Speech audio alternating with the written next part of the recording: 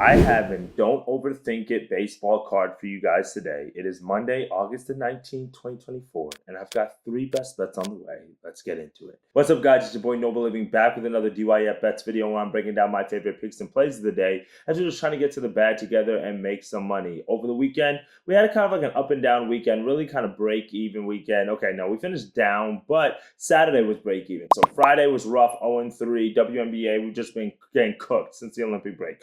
Mercury, terrible read there. And I mean, I can't be too long because the Indiana people look good. I mean, they beat the Storm yesterday pretty handily. Was not expecting that either. So they look good. They've been obviously getting some stuff together over the WNBA break. Shout out to Caitlin Clark for coming back and looking like the all-star and the star caliber player she is. So tough losses on the Mercury on Friday. And then we also lost on the Astros-Phillies moneyline parlay. Told you it's too good to be true. The Astros blew it to the White Sox. So I hate to see that. Saturday, 3-3 on the channel. I'll give you guys 6 quick reels plays.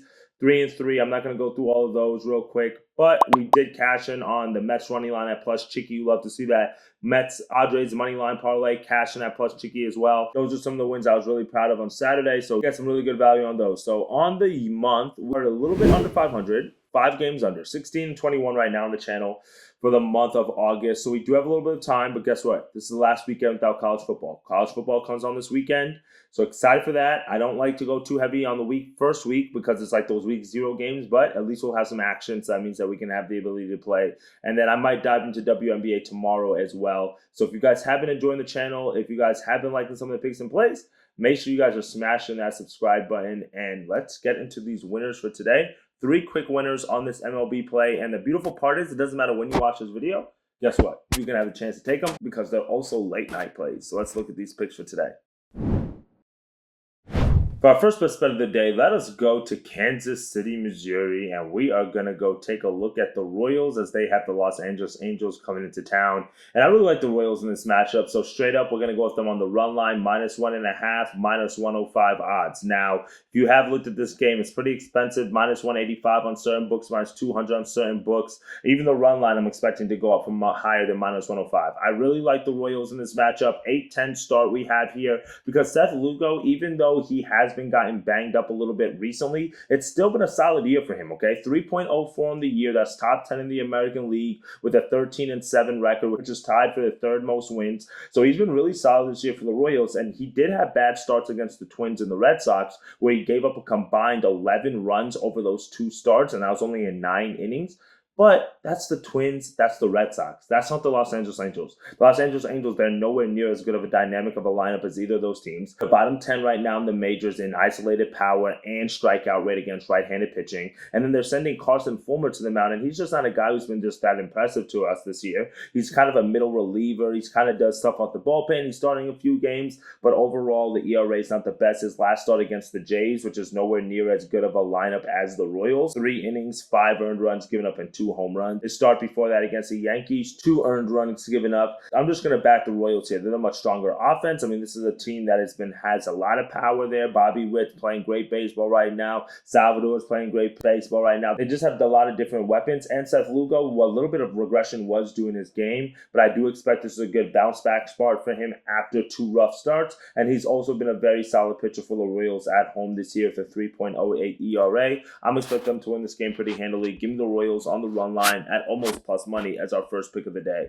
For our second best bet of the day, let's go to the late night matchup between the Dodgers and the Mariners. And I really like this game, actually. I think this one's going to be a pretty interesting one to see how it plays out. But I do think it is going to be a low scoring affair. And as a result, I'm going to go with the NRFI here. Brian Woo's on the mound for the Mariners. Gavin Stone's on the mound for the Dodgers, and I like both of these pitchers. They've both been solid this year to the NRFI. Brian Wu on the year is 12-2 to the NRFI. Meanwhile, Gavin Stone is 16-6. And when you look at the odds on this at -130, that is not too bad. Now, obviously, most times you don't want to take a NRFI involving the Dodgers. It makes sense. They're one of the most potent offenses at the top of the lineup, especially now that Mookie's back healthy. You know, you've got Ohtani, Freeman. You've got so many weapons that you have to go through. But like I said, Brian Wu has been strong, and I think that he's going to be strong and dominant dominant throughout this game. And as a result, I'm also going to take the first 5 under in this matchup, under 4.5, minus 125 odds. Now, Brian Wu is a guy that I'm willing to back. 2.06 ERA. It's not enough innings to kind of be considered among the best because he hasn't pitched enough.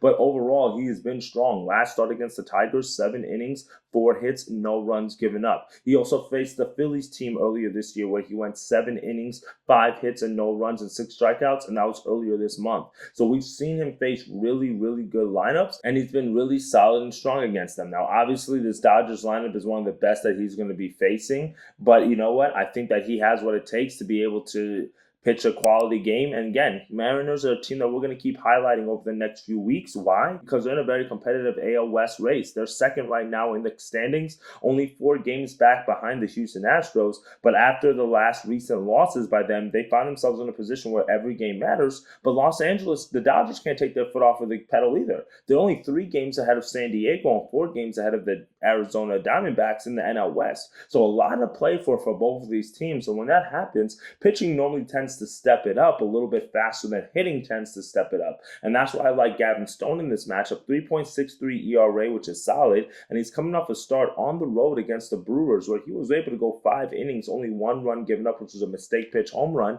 And he's been solid. He also faced this Phillies offense. They did lose that game 9-4, but he was able to go 4 2/3 innings, 6 hits, 3 earned runs given up. So Gavin Stone, he is good for 1 or 2 runs, but this Mariners offense concerns me. They don't score a lot of runs. They're in the bottom 10 in runs per game. That haven't been that potent against right-handed pitching. And because of that, I don't see them scoring a lot of runs. If Brian Wu can keep the Dodgers offense at bay, then I think this is going to be an under game here. Give him the first 5 under 4.5 runs. But I do think we can get over the first inning as well with NRFI.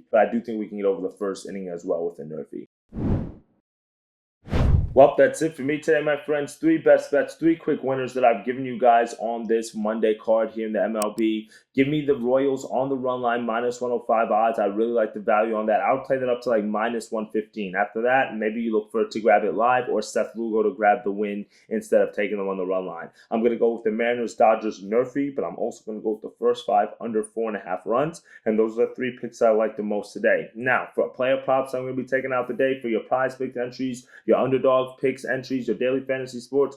Click the link in the description, join the free Discord group. I'm going to drop a few hitter parlays in there, a few hits, runs, RBIs inside of there, and we can be able to cash in today. All right, my friends, treading lightly until we have football season, so stick with us. We're going to turn things around. Appreciate all love and support, and let's get to that money today. Later, guys.